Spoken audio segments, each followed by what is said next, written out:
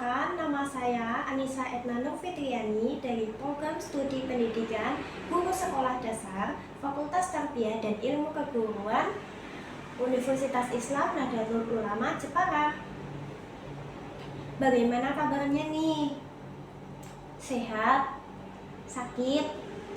Oke, semoga semuanya sehat, cerdas, dan siap untuk mengikuti pembelajaran pada kali ini.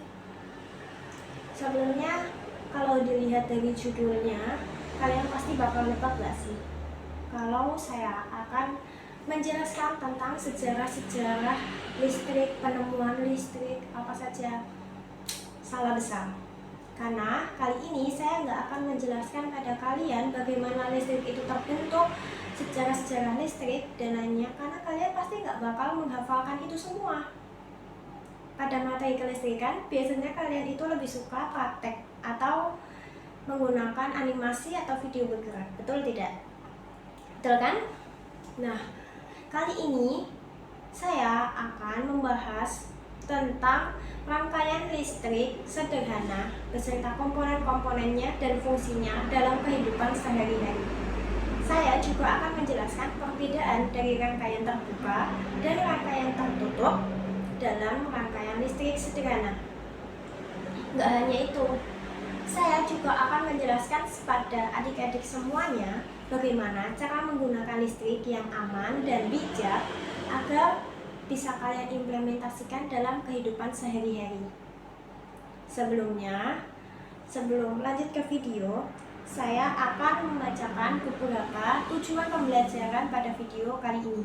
Yang pertama, siswa mampu mengidentifikasi dan mampu mengetahui apa saja komponen yang ada dalam rangkaian listrik sederhana.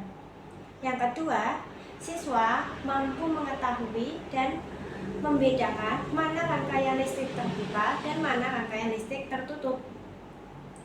Yang ketiga, siswa dapat mengimplementasikan ajaran-ajaran tentang cara memakai listrik yang baik dan aman agar terhindar dari risiko-risiko yang memungkinkan.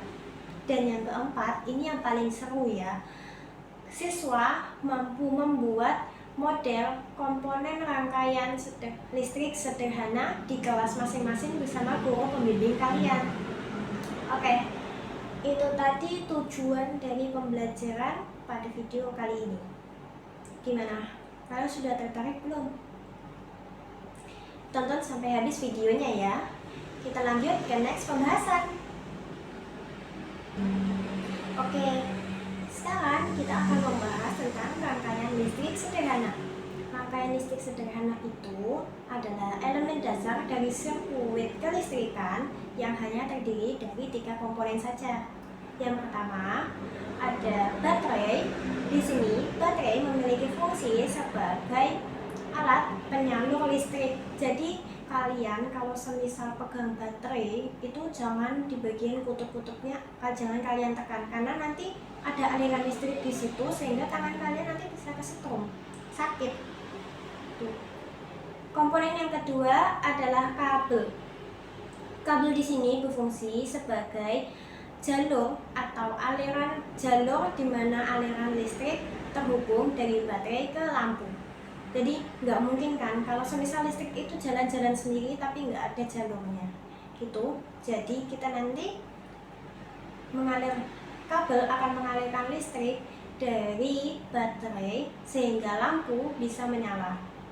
Yang ketiga dan yang paling penting adalah lampu. Lampu adalah komponen penting yang menentukan apakah rangkaian listrik ini berfungsi atau tidaknya nanti. Jika lampu menyala dengan baik, maka komponen yang rangkaian listrik yang kalian buat itu artinya berhasil atau nggak gagal. Kalau semisal sudah dicoba berkali-kali tapi lampunya itu mati, berarti ada yang salah dengan pemasangan komponen kalian. Dalam rangkaian listrik sederhana ada 2 macam rangkaian listrik. Yang pertama ada rangkaian seri dan yang kedua ada rangkaian paralel. Rangkaian seri biasanya ciri utamanya itu lampunya itu berjajar, sejajar semua. Jadi ciri-cirinya kalau semisal nanti salah satu dari lampu itu mati, maka semuanya juga ikut mati.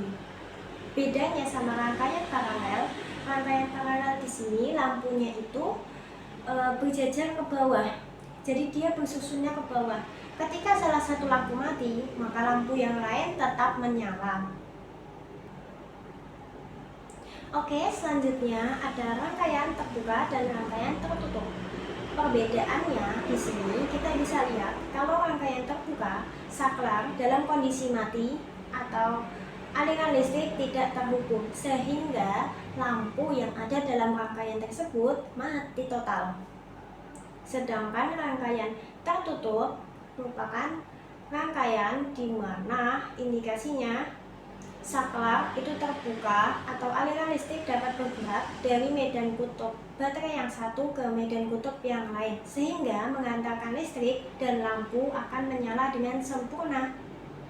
Nah, itu tadi beberapa penjelasan singkat dan ringkas agar kalian lebih memahami tentang rangkaian listrik. Selanjutnya, kakak akan menjelaskan bagaimana cara menggunakan listrik yang baik, aman, dan bijak agar bisa kalian implementasikan dalam kehidupan sehari-hari.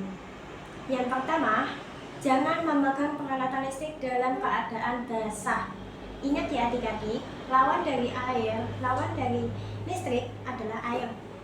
Ketika air bersentuhan dengan listrik, maka hantaran listriknya itu bisa lebih cepat sehingga kalian bisa tersengat karena ada media di situ.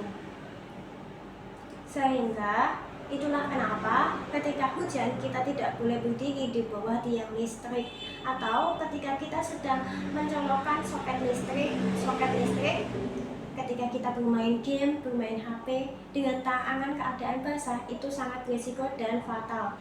Kalian bisa tersengat listrik sehingga kalian bisa cacat atau mungkin bahkan meninggal dunia. Yang kedua, jangan mencolokkan banyak sekali kabel ke dalam satu soket listrik. Kalian pernah nggak sih di rumah melihat ada kabel bertumpuk banyak sekali dalam satu soket listrik? Biasanya hanya ada 2 atau 3, tapi ada pula jenis soket listrik yang mengakali biar semuanya itu bisa langsung masuk ke dalam satu lubang. Itu tidak boleh ya, karena nanti jika terjadi konslet semuanya bisa terbakar.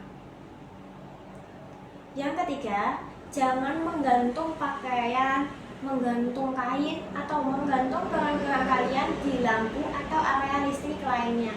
Itu tidak boleh ya, karena nanti lampu itu bisa rusak ketika kebuka.